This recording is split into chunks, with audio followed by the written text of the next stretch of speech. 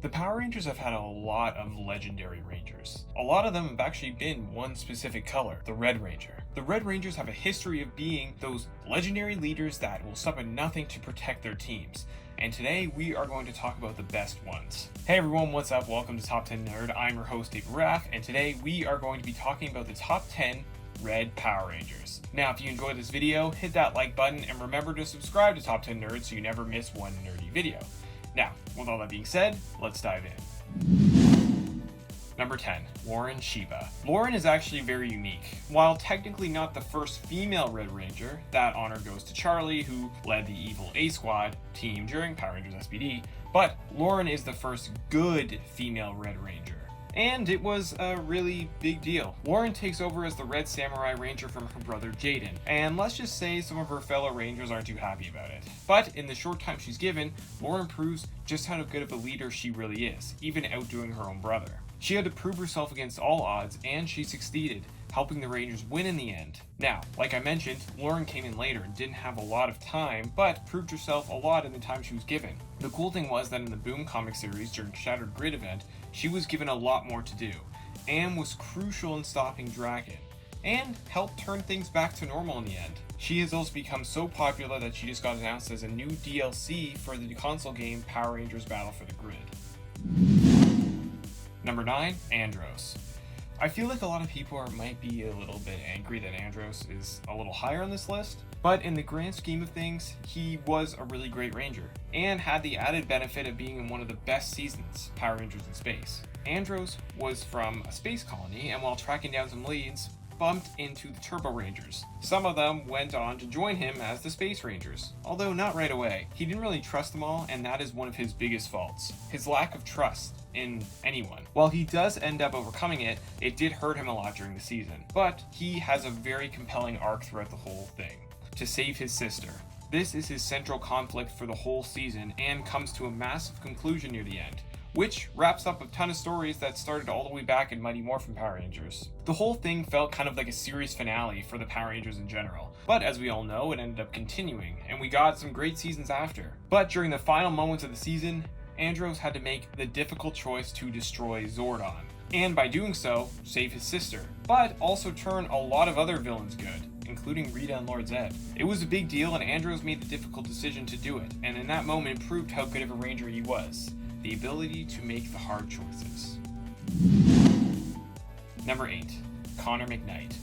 Oh man, Connor is probably one of the most unlikable Red Rangers, at first. I mean, he was this rude jock who constantly disrespected other people. I mean, mainly women. He was also a massive bully towards fellow Ranger Ethan. And for the longest time, he wasn't even really leading his own team. Tommy was, as their mentor and later as the Black Dino Ranger. But as the season went on, Connor evolved and became a real leader, and learned to respect other people. I mean, near the beginning, he wanted to ditch being a Power Ranger and become a soccer star. He decided to stay with the Rangers and become a better person instead. And, in the end, he did end up getting the best of both worlds. Well, kind of. I mean, he didn't become the soccer player he always wanted to be, but he was a Ranger and he ended up opening soccer camps for people all around the world, which was a nice touch and a good end to his arc. That kind of growth was nice to see, and making everyone hate him at the beginning was a very unique and interesting way to start off this Red Ranger's journey. But it worked, and people consider Dino Thunder to be one of the best seasons ever. Number 7, Wes Collins. Wes, the Red Time Force Ranger.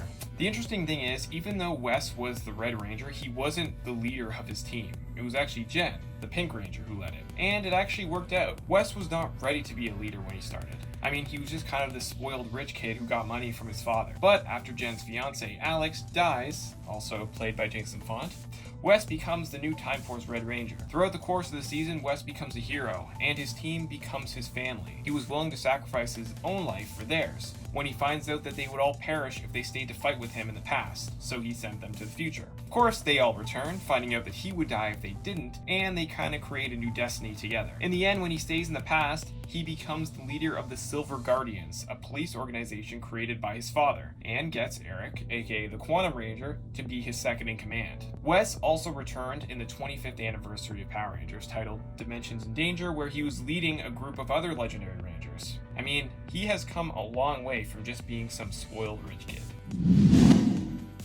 Number 6, Shane Clark. Shane is the Red Wind Ranger from Power Rangers Ninja Storm. He was a member of the Wind Ninja Academy, but at the beginning, not one of its best students. Shane, Dustin, and Tori were all constantly late for class and lost in fights against fellow students. But after the Wind Ninja Academy and all of its other students were all taken away by the villain Lothor, Shane was one of the last 3 students and, at that moment, chosen to become the Red Wind Ranger. Even though he turned out to be one of the last choices for the role, he became a damn good one. Shane was a great leader. But I mean, he didn't start off that way. He was a bit of a slacker, and he just loved skateboarding. He grew a lot over the course of the season from a guy who, couldn't get to ninja class on time to the guy who ended up running it. Yes, he became an instructor in the end. Shane also is unique in the fact that he is one of the few Red Rangers to have powers outside of his costume. He has super speed, stealth, and can fly in a sense. Shane was a guy that wanted to prove that he could be more, not only to himself, but to his family, specifically his older brother, who thought Shane was just a screw-up and would never make anything of himself. Well, over the course of the season, he not only helped defeat Lothor, but also proved to himself, his team, and his family that he was a lot more capable than he thought. Number 5. Carter Grayson. Carter, the Red Lightspeed Ranger. Even before becoming a Power Ranger, Carter was saving people as a firefighter. The reason he became one was because when he was a kid, he was saved by another firefighter, Captain Mitchell, who, he later ended up working for. He has always put his life on the line to save others, so it should come as no surprise that he was chosen to be one of the Power Rangers. He is a by-the-book kind of guy and doesn't really like to stray from that, which makes him stand out from other Red Rangers who usually will be a bit of, wild cards. Carter is also one that will never back down from a fight. He stopped Queen Ben-Shira by throwing her into the Shadow World and was one of the Rangers to return for not only the Forever Red special, but also the Legendary Battle. Carter may not be a Ranger who has changed that much over the years, but he is a dedicated leader and someone who will always be there for his team and the citizens of Mariner Bay whenever they need him. Number 4. TJ Johnson. TJ wasn't the first Red Turbo Ranger, but he's probably the most well-known Red Turbo Ranger. You see, Tommy was the first one to take on those powers, but he eventually passed the power on to TJ at one point during the season. A lot of people also know TJ as the Blue Space Ranger, which, he became right after. Honestly, in the short time he was given, TJ made a really big impression, and a lot of fans wish he could have been the Red Ranger longer. And imagine being the guy that had to succeed Tommy. That would have been nerve-wracking since Tommy was so popular, but TJ managed to do it, and still went on to be one of the more popular Rangers around. To start off, he saved Tommy before he even was a Ranger. He didn't hesitate to put his own life on the line to save someone he didn't even know, which is why Tommy ended up choosing him to take the power. When he became the Red Turbo Ranger, he constantly put his life on the line to protect his team. Near the end of the season, he sacrifices the Zords and almost his own life to stop Divatox. Even when the power chamber was being destroyed, TJ made sure that he wouldn't leave Alpha behind, even though he could have died trying to save him. Number 3. Tommy Oliver.